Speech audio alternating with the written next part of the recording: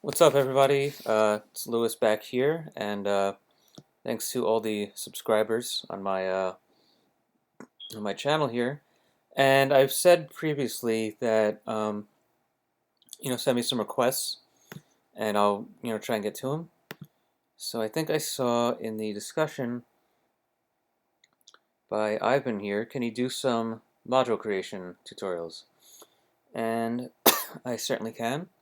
What I did was I had created a very small one and a very simple one. And the reason I did that is because creating a module isn't difficult. What's difficult about it is getting the files and folder structures correct. And you'll almost always fail on the first try just because of the folder structure. Magento is a huge pain in the ass. So the module today is going to be adding something to the log files. I'm going to delete this. It's going to be adding a file here that tells you when something was updated. Let me go ahead and delete this over here.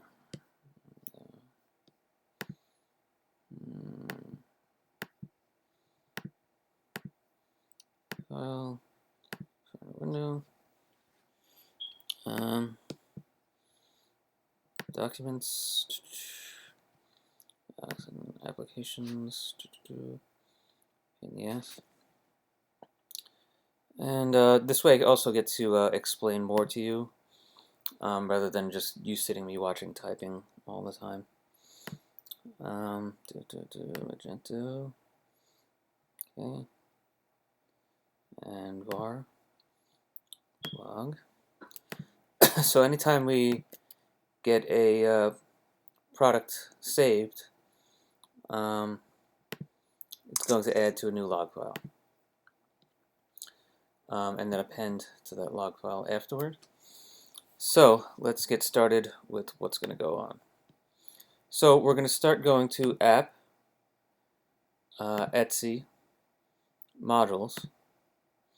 And the way that you name a module is you don't want to duplicate another module's name because obviously those would conflict.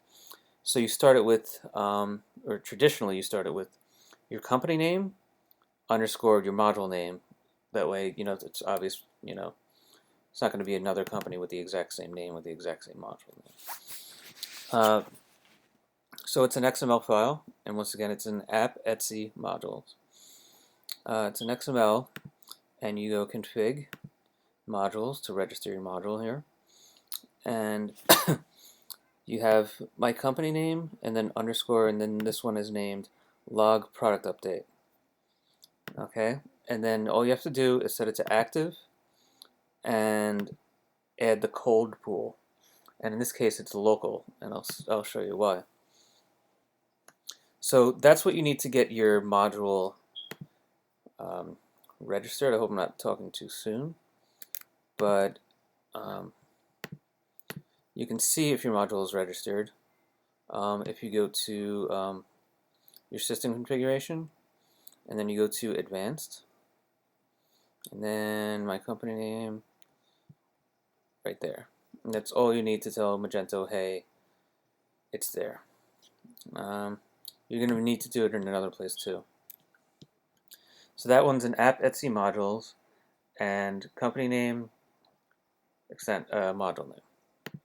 Then we're going to go to app code, and if you're running a clean install, you'll have app code, community, and core. You might not have community. You probably do. Core is all the things that the team at Varian / Magento have created, which includes all the base things that you extend in your classes. And community is usually the free extensions that you'll find available for the community. I highly don't recommend that you use Magento Connect to install anything. What you're going to use, which is better, is called free Magento. And what you do is you copy and paste the extension key there for the free module, submit, then you download that, and then you'll get all the files, and then you just upload your files to the root directory. Magento Connect will leave things behind if you need to remove an extension. Okay, and you notice here in our app Etsy modules file, active is true. If you have an extension that's bugging you that you installed and you can't get to the admin panel to disable it, you can just set it to false right here. So this is for the free stuff that you'll find in Magento Connect and stuff like that. These are the base things, and then you create a local one, which is for your company, which is like an internal module for you guys. So you have to, like I was saying about the file structure, you see this pain in the ass? You have to make that the directory structure. Okay, and then you create that, and then you create an Etsy folder, and you have another configuration folder. Now don't pay attention to the global right now, just pay attention up here. We have my company name underscore, once again with the file structure, and you give it a version. Typically what you do is there's two decimal places here. The first one is usually for major releases. This is for somewhat minor releases, and these are usually minor bug fixes, stuff like that. Okay, so our module is going to be updating a log file. So we need to hook on to the save function. Alright. So we're going to add global modules, log product update, and we're going to be creating a class in PHP, and this is going to be the class, and then you close out of that. And then the event that we're hooking onto is catalog product save after. So once the product is saved, what happens afterward? Well, we observe the class right here, and then we have our class name right here, /observer. Method is going to be log update. That is the function. And type is singleton. If you're familiar with PHP, a singleton is the only instance of a class. And then you close these out right here, close out events, and it's all in config. So you have your module registered, and then you tell it what function it's going to look for. So within log product update, we have model and observer. And like I said, the class that was mentioned in here is public function right there, and it takes an argument. So you use that argument, the object that's passed in, to get the product name. So product observer get event get product, which is the product being saved. Then we'll get the product name and the SKU, and we'll write that to the log file. So mage log name SKU. So this is literally what will get written to the log file. So the log file will have the product name followed by the product SKU, and then it'll say updated. It'll return null because we don't need to do anything after that. And then this is the name of the product update file that will appear in the logs. And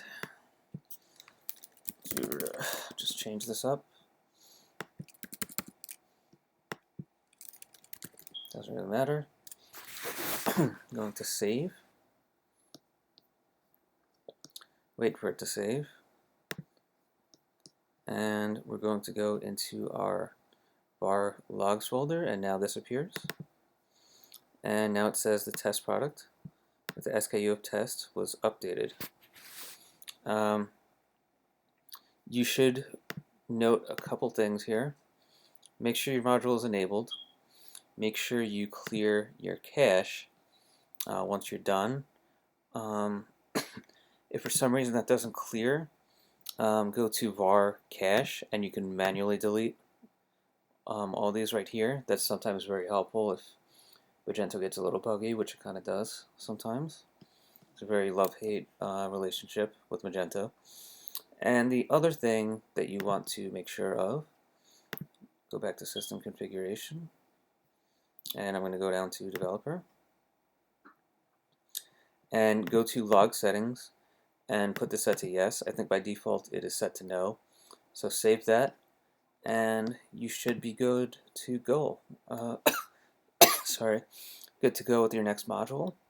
I hope this helps. Of course, any other recommendations for tutorials or questions about this, just let me know. So that's it for today.